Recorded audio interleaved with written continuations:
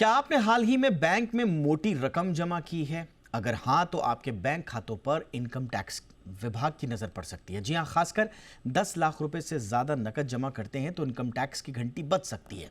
हो सकता है आपसे सवाल जवाब भी हों और जवाब संतोषजनक नहीं मिला तो पेनल्टी भी लग सकती है भारी भरकम। लेकिन कुछ रूलिंग्स ऐसी बताती हैं कि इन पेनल्टीज को किन प्रावधानों के तहत लगाया जा सकता है, किन परिस्थितियों में लगाया जा सकता है, कब इनकम टैक्स विभाग इन्हें असंतोषजनक आपके एक्सप्लेनेशंस को मानेगा और कब वो नहीं माना जा सकता है। ये बहस का मुद्दा आजकल बन चुका है। कुछ केसेस आए हैं जिनके आधार पर हम ऐसा कह रहे हैं और आज हम अपने खास मेहमान के साथ आपको समझाने की कोशिश करेंगे कि अगर बड़ी अमाउंट में आपके खाते में रकम डिपॉजिट होती है तो फिर उस या उसे टैक्स के लायक उस पर टैक्स लगाने की स्थिति इनकम टैक्स विभाग के कर्मचारी या अधिकारी कब मान सकते हैं और कब नहीं, और आपको किस तरह की सावधानियां रखनी हैं, इस पर करेंगे विशेष चर्चा। लेकिन पहले मामला समझ लीजिए इस रिपोर्ट के जरिए।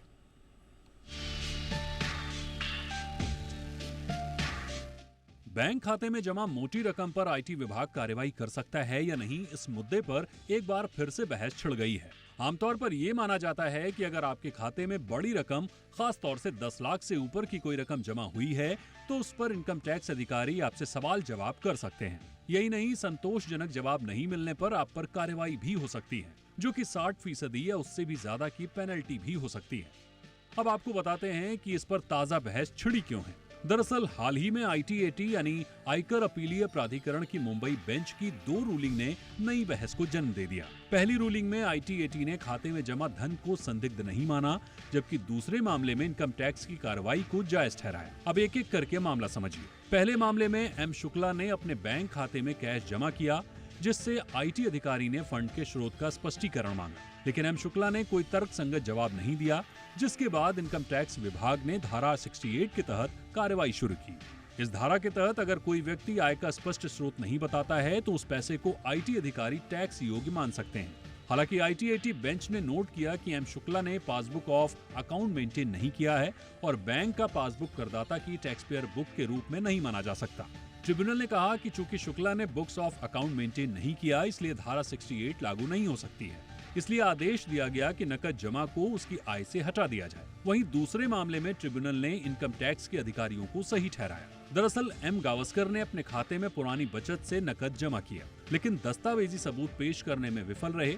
धारा 69A के आधार पर आईटीएटी ने फैसला सुनाया कि उस साल के दौरान जमा किया गया नकद अघोषित पैसा है, जिस पर टैक्स लगाया जाएगा।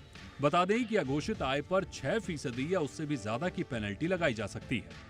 ब्यूरो रिपोर्ट, जी मीडिया।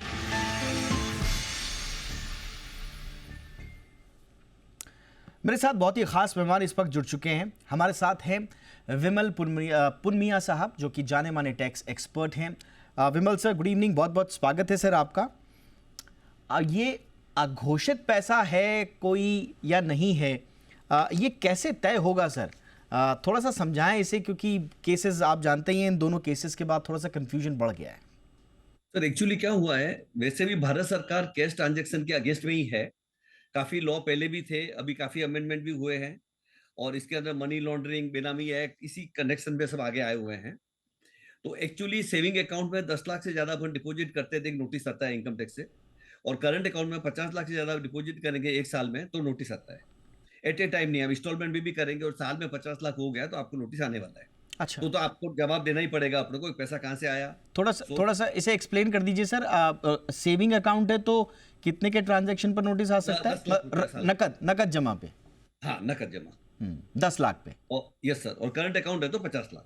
अच्छा, और आप कह रहे हैं कि 10 लाख एक साथ करो तो भी आएगा, और अगर आपने किश्तों में किया है और 10 लाख तक कर दिया है नकद में तो भी नोटिस आ सकता है, और करंट अकाउंट्स में 50 लाख की 10 से ज्यादा किया तो आएगा। हाँ। 10 किया तो भी आएगा, 10 से 9 किया तो नहीं आएगा। ठीक, ऑल राइट सर। लेकिन वो नोटिस नहीं आने का मतलब नहीं कि डिपार्टमेंट ने अलाउ किया कि आप इतना कर सकते हैं अनअकाउंटेड पैसा। हाँ। वो अकाउंटेड अनअकाउंटेड तो एक्सपेंड अपने को करना ही है। ओके, अच्छा। तो अगर ये 10 और 50 से ज्यादा हुआ तो नोटिस आके अपने को एक्सपेल करना है। ठीक है। लेकिन अगर मैंने समझो इससे कम भी किया है तो भी मेरा केस स्क्रूटनी में जब ये आएगा और मैंने कुछ भी कैश डिपॉजिट किया है तो मुझे एक्सप्लेन करना ही करना है स्क्रूटनी के अंदर वापस। हम्म। अभी वैसे स्क्रूटनी अभी थोड़ी कम हो गई है। पहले अभी फेसलेस असेसमेंट चल रहे हैं, उसके पहले 2% 3% केस स्क्रूटनी में आते थे, 100 में से 2-3 केस आते थे। हम्म। अभी 400 में से एक केस आता है। तो ओके। मोदी जी ने वो किया है, थोड़ा स्क्रूटनी कम किया है, टैक्स पेयर पे थोड़ा विश्वास किया है। लेकिन जब भी अगर अपना स्क्रूटनी में आ गया तो फिर अपन को सब एक्सप्लेन करना पड़ेगा कि मेरा पैसा आया कहां से। ठीक है। इनकम टैक्स में एक्चुअली सर क्या है, 6 हेड ऑफ इनकम है।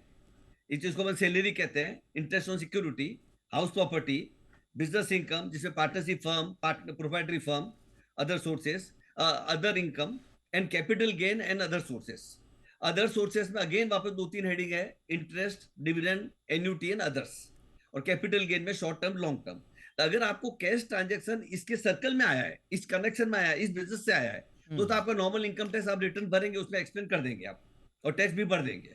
लेकिन अगर आपका जो कैश डिपॉजिट हुआ है which you can not explain, और ये 6-5-6 हेडिंग जो मैंने आपको बताया इसके अलग अकाउंट से आया है, तो आपको 60%। और अगर आईटीओ आपका ऐड करता है तो आईटीओ आपको पहले कहेगा मैं आपका ऐड करना चाह रहा हूं, तो वो टाइम अगर आप एक्सेप्ट कर लेते हैं तो आपको 60% टैक्स है, उसके ऊपर 15% सरचार्ज है, 25% और 60%, 4% एजुकेशन सेस है। ऐसा करके 78% टैक्स अपना चला जाता है। ओके। और वॉलंटरीली अगर एक्सेप्ट कर लेते हैं तो अलग बात हो गई, नोटिस आने के पहले।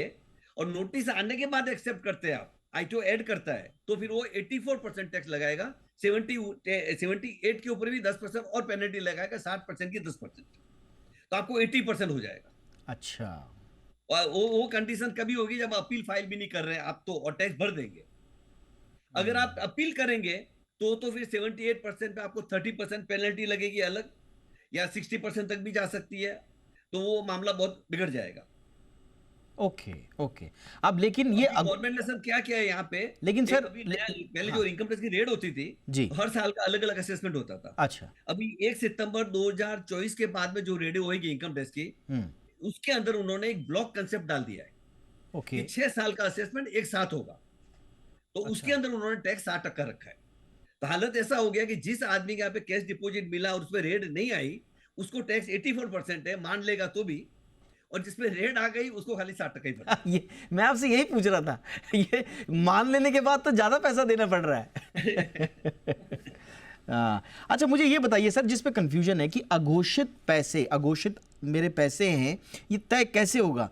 क्योंकि आईटीएटी का एक रूलिंग जो कह रहा है कि साहब आपका जो पासबुक है वो बुक ऑफ अकाउंट्स नहीं है, तो आप इसमें रूल 68 के तहत इसको अघोषित नहीं मान सकते, तो उसमें एग्जेम्प्ट किया। दूसरे केस में लेकिन 69A के तहत ऐसे केस में जो है बोल दिया कि नहीं साहब ये तो अघोषित है। तो थोड़ा ये बताएं सर कि कैसे। एक्चुअली सर क्या होता है, हाँ। इनकम टैक्स में दो अलग अलग सेक्शन है, 68 और 69। ठीक। नाउ 68 एक्चुअली है अपने बैंक अकाउंट में या अपने बुक्स ऑफ अकाउंट्स में पैसा ब्रॉड करने का। आज समझो मेरा बुक्स ऑफ अकाउंट में मेंटेन करता हूं, मैं चार्टर्ड अकाउंट हूं, मेरी समझो 1 करोड़ की प्रैक्टिस है, तो मेरा 50 लाख के ऊपर है, तो मुझे बुक्स ऑफ अकाउंट रखना ही है, ऑडिट भी कराना है। और मेरे बुक्स के अंदर मैंने समझो एक आदमी का पैसा जमा किया है 5 लाख रुपया कैश, या चेक में जमा किया। कैश तो अलाउड भी नहीं है, क्योंकि 10,000 से ऊपर क्यों मैं कैश का खर्चा नहीं कर सकता हूं, तो मुझे अलाउ डिडक्शन नहीं मिलेगा। 10 के ऊपर किया तो सर्टेन परसेंटेज डिसअलाउ हो जाएंगे उसके। अगर मैंने कहीं से लोन लिया है तो 20,000 से ऊपर ज्यादा मैं कैश में लोन ले नहीं सकता हूँ।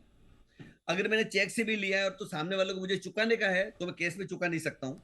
अच्छा। मुझे कोई भी ज्वेलरी परचेज करना है या बेटी का शादी करके लिए खर्चा करना है या कुछ भी करना है, तो 2 लाख से ज्यादा मैं किसी को पेमेंट नहीं कर सकता हूँ। ये रेस्ट्रिक्शन तो है ही है। लेकिन अभी आपने जैसा बताया कि जो पैसा है वो सेक्शन 68 और 69 में डिफरेंस क्या है।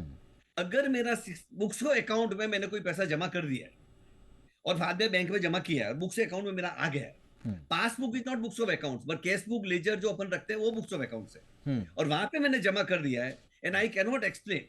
अब लेट अस फॉर एग्जांपल कि मैंने मेरे 5 हेड का इनकम है, वो तो एक्सप्लेन हो ही गया कि मैंने टैक्स भरा है उसके ऊपर। ठीक है। सैलरी में मेरे को कैश मिल गया है, रेंट मेरे को कैश में मिल गया है, मेरा बिजनेस में कैश इनकम आ गया है, मेरा ऐसा बिजनेस है वहां पे रोज कैश ही कलेक्शन होता है, तो वो तो एक अलग हो गया बात।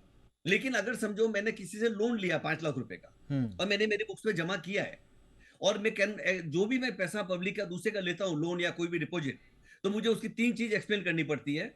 वो आदमी की आइडेंटिटी, उसकी जेन्युइननेस ऑफ ट्रांजेक्शन कि चेक से पैसा आया है, और उसकी क्रेडिट वर्दीनेस, उसकी कैपेसिटी है पैसा देने की। वो आदमी नौकरी करता है 10,000 रुपए का, उसकी सर सॉरी मैं आपको बीच में मैं सर आपको यहाँ पे रोक रहा हूँ। ये तब है ना सर जब आप बुक्स ऑफ अकाउंट मेंटेन करते हैं, जो इसमें भी ITAT ने कहा। अब अगर मैं सामान्य आदमी हूँ और मैंने कहीं से साल भर में 10 लाख रुपए से के आसपास मैंने अगर किसी ने मेरे को गिफ्ट कर दिया या जिस भी रूप में, मतलब इंटेंशन और उसका सोर्स सही होना चाहिए, मैं उस केस में बात कर रहा हूँ। और मैं अगर अपनी कोई बुक्स ऑफ अकाउंट मेंटेन नहीं करता हूं, मेरे पास सिर्फ पासबुक है, जिसको ITAT ने कहा कि सर पासबुक तो बुक्स अकाउंट होती नहीं, तो क्या मेरा मामला पाक साफ रहेगा? नहीं, वो यहाँ पे तो बुक्स तो नहीं है, पर 69A में आ जाएगा। 69A में आ जाएगा। हाँ, आपके पास अनएक्सप्लेन केस है, अच्छा, अनएक्सप्लेन ज्वेलरी है, अनएक्सप्लेन इन्वेस्टमेंट है, Okay. अनएक्सप्लेन एक्सपेंडिचर है, तो 69A के अंदर आ जाएगा। तो यानी कि ये ITO केस गलती क्या करता है, ITO गलती मेनली क्या करता है, जब उसको ऐड करना चाहिए 69A में, वो ऐड करता है 68 में, तो अपन लोग जीत जाते हैं। जब उसको ऐड करना चाहिए 68 में, वो ऐड करता है 69A में। ओके, यानी कि इनकम टैक्स ऑफिसर के रूल्स के बारे में थोड़े से कंफ्यूजन या नासमझी की वजह से ये हो जाता है। लेकिन क्रक्स ये है, लब्बो लुबाब ये है कि कैश डिपॉजिट नहीं करना है आपको। सिंपल बात, और करना है तो एक्सप्लेन करना है। हाँ, आप अगर एक्सप्लेन करना है, सही तरीके से आपके पास कैश आया है, जेन्युइन तरीके से आप जमा कर रहे हैं, कोई दिक्कत नहीं है, आप एक्सप्लेन कर दीजिए। और उस एक्सप्लेनेशन के बाद अगर ITO संतुष्ट है तो वो आपको छोड़ देंगे। लेकिन अगर आप इसको एक्सप्लेन भी नहीं कर पाए तो फिर दिक्कत हो जाएगी, फिर आपके पास वो प्रावधान लग जाएंगे। Exactly sir. चलिए सर, मैं सुबह से जब स्टोरी पे काम कर रहा था बहुत सारे कंफ्यूजन थे, लेकिन बड़ा अच्छे से आपने समझाया sir. Thank you so much वक्त निकालने के लिए, बहुत बहुत शुक्रिया। जाते जाते कोई बात कहना चाहेंगे जो लोग कैश ज्यादा डिपॉजिट कर देते हैं जाने अनजाने? तो ये कहूंगा सर कि जितना अवॉइड करो कैश डिपॉजिट का, कम करो। हाँ। पहले वाला जमाना चला गया है, मनी लॉन्ड्रिंग, बेनामीदार। मोदी जी आने के बाद अभी कैश इकोनॉमी खत्म ही होने वाली है, आपके चेक ट्रांजैक्शन रहेंगे। और कैश अगर कहीं से आ गया है तो उसको जितना जल्दी ये खर्चा कर डालो, तो कभी कोई मेहमान आ जाएगा तो मिले नहीं। करेक्ट सर, बहुत बहुत शुक्रिया सर, एक बार फिर से वक्त निकालने के लिए आपका। Thank you so much sir.